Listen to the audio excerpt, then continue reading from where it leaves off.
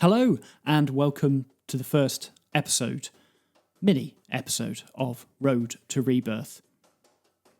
My name's Roland, and for the past 10 years I've been running a YouTube channel where I look at the 501 must-see movies. I love films. I love dissecting them. I love reading about them. And the thing that set me off on this journey many years ago, the film that first made me realise what a film is, that it was constructed and the magic involved in making a film, it's Jurassic Park. I'm in my late 30s now, so I experienced Jurassic Park as at a very formative age. And so I've kind of grown up with those films and dinosaur films. That film was such a huge part of my childhood, and I'm sure many, many other people's childhoods as well. And now we're entering a new era, as the trailer says.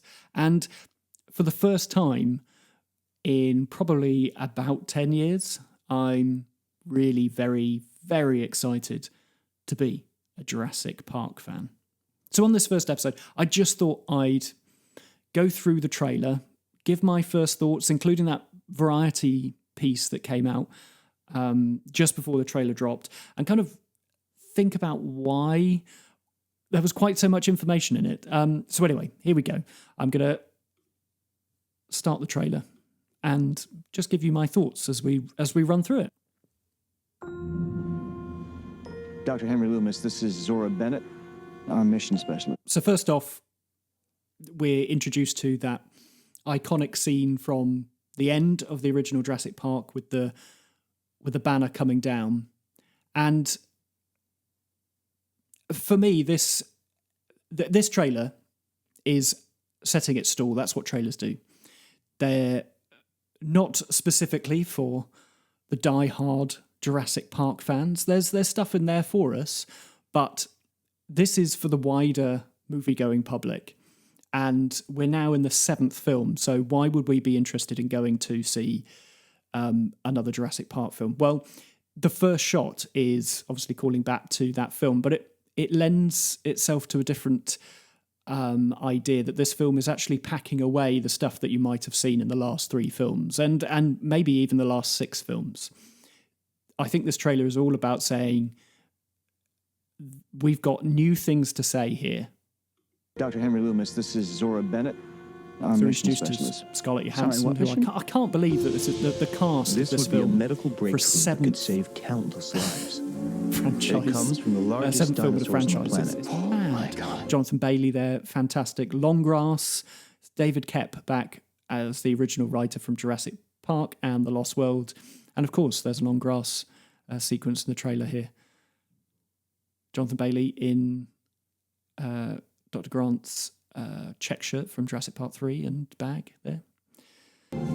Fortunately for us, And then we get our first shot of the Titanosaurs, and immediately the designs are very different to what we've had in previous Jurassic Park films. There's something organic about them, and also fantasy, sci-fi. We're leaning into more of those territories now, I think, to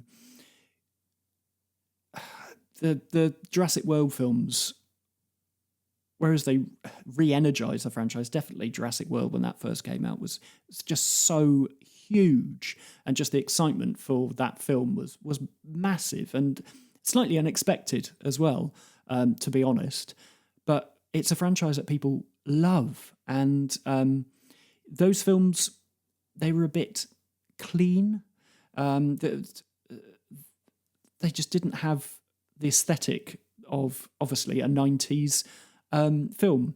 And that kind of put me off, particularly as we went on to Jurassic World Dominion, which, that was a troubled production, but it kind of looked like it was all shot in a computer, made in a computer. It just didn't have any edge, didn't have any excitement, any beauty in the frame, really, for me at all. But this shot is fantastic. And again, we're back to that Spielbergian perspective. giving these animals their due size and scale. It's fantastic. Plus, I will also mention that tail, that whipping tail, is very Gareth Edwards. He loves a tentacle. He loves anything monstrous that can, fluidly move. And you'll see the designs of these animals. They feel very organic and pulpy and fleshy, real, but also slightly dangerous, which, again, I love. Anyway. All these species exist in one isolated place. Gorgeous shot of the... Can you be ready tomorrow? I can That's guarantee your Aquatis. safety. I mean, more or less. More or less? He's your Ursula guy. Ali We're the best as well in this at film. moving things again, and people in and out Oscar-winning of places they actor. shouldn't be.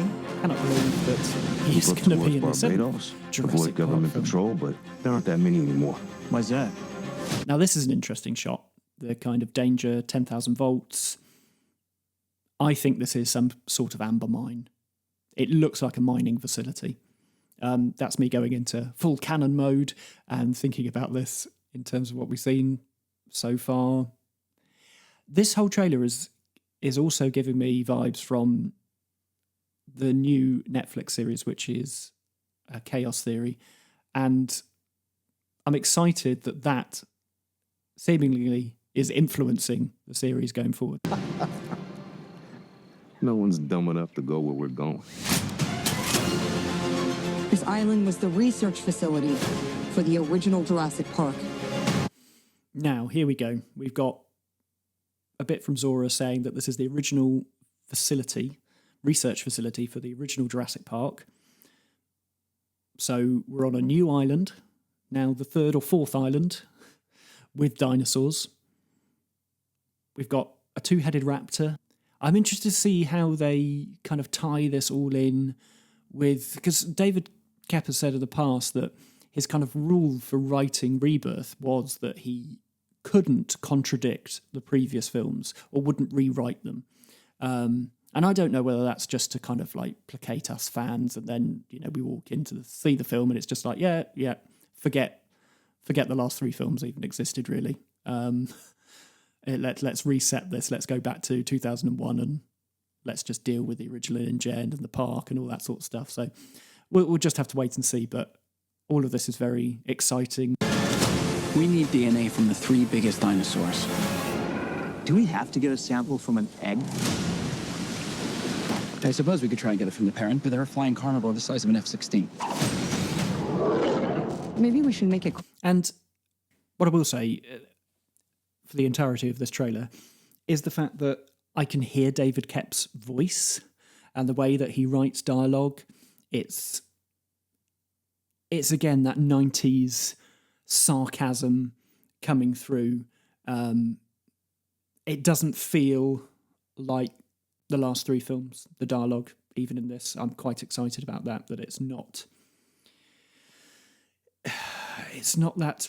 I can't even really describe it. It's superficial. Oh, God, that sounds very brutal, but I feel like a lot of modern action films, they love the visuals.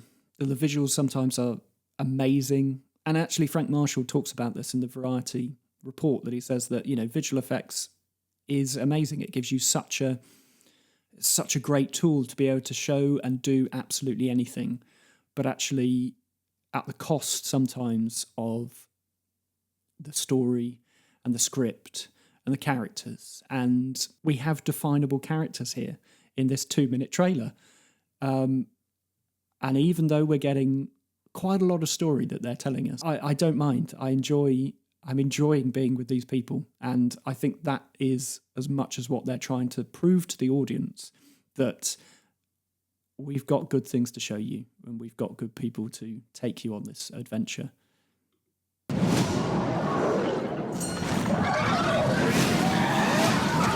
Love this thing. It's amazing. These dinosaurs were too dangerous for the original park. Please don't say they're raptors. And then again, another callback to Jurassic Park with those raptors in the kitchen. Now, my question is, are these raptors going to have two heads? Or are the two dinosaurs that seem to be untouched, sort of in their design, are the maybe going to be the raptors and the T-Rex? The T-Rex doesn't look really any different, but the rest are quite different. Raptors. The worst of the worst. And then that foot coming down, and this is Godzilla 2014, and immediately that's what I'm saying, that they are setting out all of this information for us to let us know that this film is different. And even though it might be treading on things like the Indominus Rex from Jurassic World, and kind of that whole idea that was born in Jurassic World, really, the fact that people are getting bored of dinosaurs. Jurassic World had been open for 10 years. Nobody was interested in dinosaurs anymore, so they kind of had to go against nature and create something that was horrific. But actually, the Indominus Rex just looked like a dinosaur. And I think they've thought about that. If we want a monster, let's actually make a bloody monster. We're left here.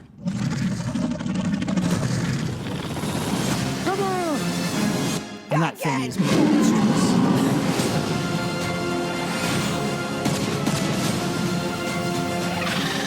Dilophosaurus raising its... And of course, the Dilophosaurus, was almost a Spielberg invention from the film.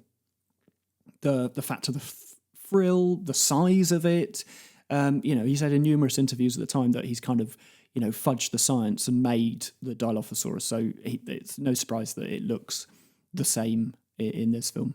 Ourselves in a place we don't belong. The lagoon sequence, which is something that when you read the original novel, there are certain points just stand out. The T-Rex attack on the car, the Avery sequence, and the lagoon sequence. And I remember when I listened to it originally, that sequence stayed with me. And to actually see this, to be able to sit down in a cinema this summer and to watch that sequence play out, seemingly because that sequence starts with the Dilophosaurus in the book. So the fact that we're going to see that as well, that's just, this bit is for the fans, I think. This is to prove to the fans that David Koepp has gone back and he's looked at those original books and he's gone, right, let's take as much as we can from Michael Crichton's original. Survival is a long shot. Survival is a long shot. That's a perfect David Koepp line, I think. Feels straight out of Lost World. What the hell are those? They're helping the mosasaur defend I territory, really like the new Spinosaurus design, so come at me, None of what you people. just said is good.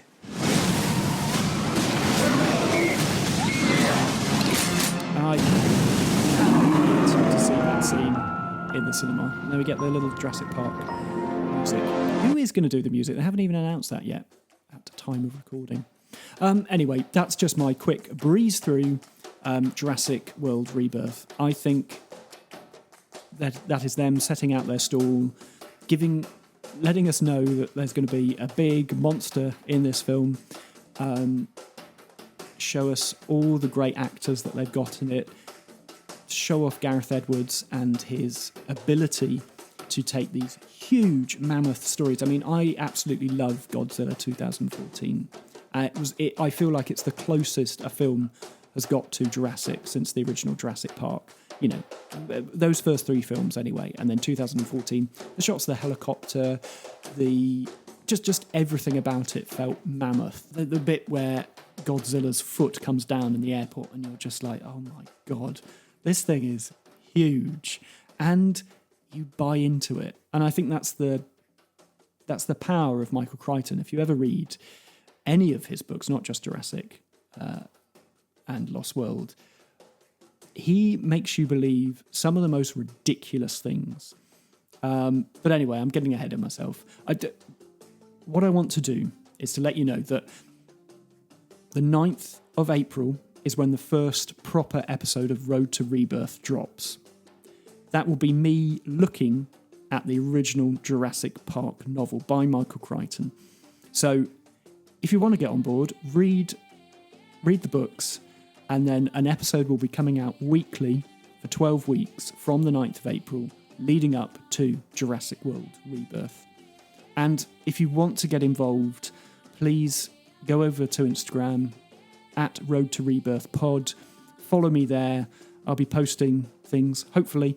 Some old pictures of me maybe playing with dinosaurs when the first film came out. We'll see how many listens I get first. Anyway, and if you want to be involved, if you're a paleontologist, if you're a lover of all things Gareth Edwards, all things sci-fi, all things films, get in touch with me. It's a Road to Rebirth pod at gmail.com. And I just hope you're as all excited as I am. My Jurassic Park excitement is peaking. I can feel it. I can feel it coming, and I have a sense that this won't just be a retread of the Jurassic World experience 10 years ago. I think we're in for something quite special. But anyway, that'll do for now. Thank you very much for listening, and I'll see you in a couple of months. Goodbye.